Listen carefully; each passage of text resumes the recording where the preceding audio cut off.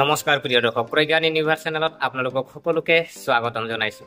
আজি আমি লৈ আহিছো যেহেতু আগষ্ট মাহত আজি সূৰ্য বুধ শুক্ৰ আজি ৰাশি সলনি কৰিবলৈ গৈ আছে আৰু এনেতে পাঁচটা ৰাশিৰ আজি আপোনাৰ ভাল খবৰ আহি আছে আৰু আপোনাৰ এবছৰ ধৰি আজি সূৰ্য নিজৰ ৰাশিত সিংহ ৰাশিত প্ৰৱেশ কৰিবলৈ গৈ আছে।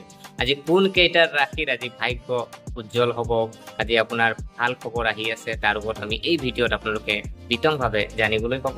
গতিকে পলম নকৰি আহক আমি ভিডিঅ'ৰ মাজলৈ সোমাই যাওঁ। প্ৰিয় দৰ্শক, আগষ্ট মাহত গ্ৰহ আৰু নক্ষত্ৰ মণ্ডলৰ বৃহৎ পৰিৱৰ্তন হ'বলৈ গৈ আছে। সূৰ্যদেৱ এবছৰৰ পিছত নিজৰ ৰাশিত সিংহ ৰাশিত প্ৰৱেশ কৰিব। বুধ গ্ৰহ সিংহ ৰাশিতো গোচৰ হ'ব, যাৰ ফলত সিদ্ধান্ত গ্ৰহণৰ ক্ষমতা আৰু যোগাযোগ শৈলীত প্ৰভাৱ পৰিব। শুক্ৰই মিথুন ৰাশি এৰি কৰ্কট ৰাশিত প্ৰৱেশ কৰিব, যাৰ ফলত প্ৰেম বিলাসিতা আৰু ধন সম্পত্তিৰ ওপৰত প্ৰভাৱ পৰিব। এই গ্ৰহবোৰৰ লগতে চন্দ্ৰ, মংগল, বৃহস্পতি, শনি আৰু ৰাহু কেতুৰ অৱস্থানে গুৰুত্বপূৰ্ণ হ'ব। এই সকলোবোৰ গোচৰত আৰু পৰিৱৰ্তনৰ সামগ্ৰিক প্ৰভাৱ 12টা ৰাশিৰ ওপৰত হ'ব, কিন্তু 5টা ৰাশি আছে যাৰ বাবে এই সময়ে অতি শুভ হ'বলৈ গৈ আছে। গতিকে জানো আহকচোন কোন ৰাশিৰ বাবে আগষ্ট মাহটো উপকাৰী বুলি প্ৰমাণিত হ'ব পাৰে। প্ৰিয় দৰ্শক, প্ৰথম ৰাশি যদি চোৱা হয় মেঘ ৰাশি। এই মাহত মেঘ ৰাশিৰ জাতক জাতিকাৰ চাকৰিৰ পদোন্নতিৰ সম্ভাৱনা প্ৰবল আছে। কৰ্মক্ষেত্ৰত সন্মান পাব আৰু উচ্চ পদস্থ বিষয়াৰ সমৰ্থনো লাভ কৰিব। ব্যৱসায়ৰ সৈতে জড়িত যিসকল জাতক জাতিকা আছে তেখেতসকলৰ বাবে এই সময় নতুন চুক্তি আৰু চুক্তিৰ সময়। আৰ্থিক অৱস্থা শক্তিশালী হ'ব আৰু আয়ৰ নতুন উৎস মুকলি হ'ব পাৰে।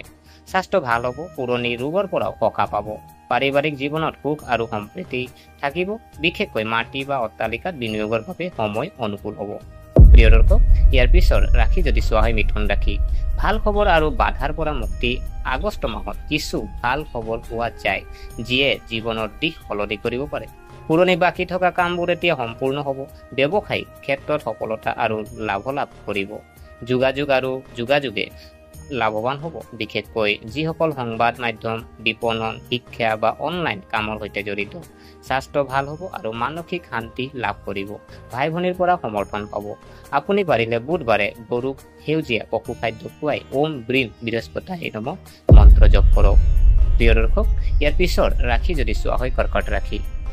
আপোনাৰ কষ্টৰ ফল এতিয়া লাভ কৰিবলৈ গৈ আছে। সম্পত্তি, মাটি বা ঘৰ সম্পৰ্কীয় কামত লাভ হ'ব পাৰে। ৰাজনৈতিক বা সামাজিক ক্ষেত্ৰত সন্মান পাব। যদি আদালতত গোচৰ চলি আছে তেন্তে সিদ্ধান্ত আপোনাৰ পক্ষত আহিব পাৰে। অৰ্থনৈতিক দৃষ্টিকোণৰ পৰা বেংকৰ বেলেঞ্চ বৃদ্ধি পাব, টকা অহাৰ সম্ভাৱনা আছে। সময় ছাত্ৰ ছাত্ৰীৰ বাবে ভাল। প্ৰতিযোগিতামূলক পৰীক্ষাত সফলতাৰ লক্ষণ দেখা গৈছে। প্ৰিয় দৰ্শক, আপুনি পাৰিলে সোমবাৰে শিৱলিংগত গাখীৰ আৰু পানীৰ সৈতে অভিষেক কৰিব লাগে। প্ৰিয় দৰ্শক, ইয়াৰ পিছৰ ৰাশি যদি চোৱা হয় কন্যা ৰাশি। আৰ্থিক শক্তি আৰু সমস্যাৰ সমাধান।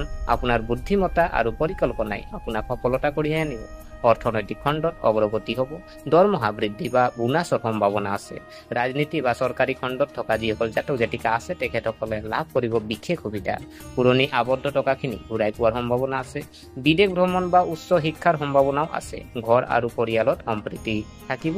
আপুনি বুধবাৰে গৰুক সেউজীয়া পশু খাদ্য খুৱাই ভগৱান গণেশক দুবৰি বন আগবঢ়াওক।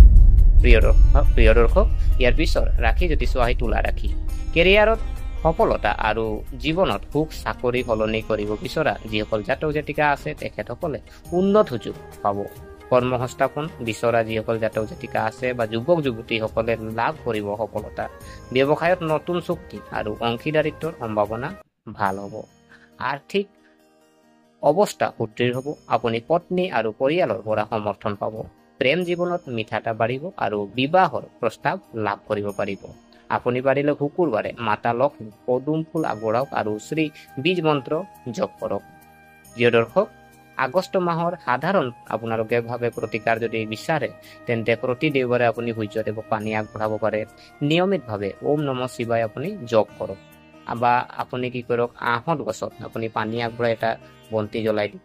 আৰু গ্ৰহ নক্ষত্ৰৰ দৃষ্টিকোণৰ পৰা 2025 চনৰ আগষ্ট মাহটো অতি গুৰুত্বপূৰ্ণ দেখা গৈছে আৰু সূৰ্য, বুধ আৰু শুক্ৰৰ গোচৰতে বহু ৰাশিৰ ভাগ্য উজ্জ্বল কৰিবলৈ গৈ আছে।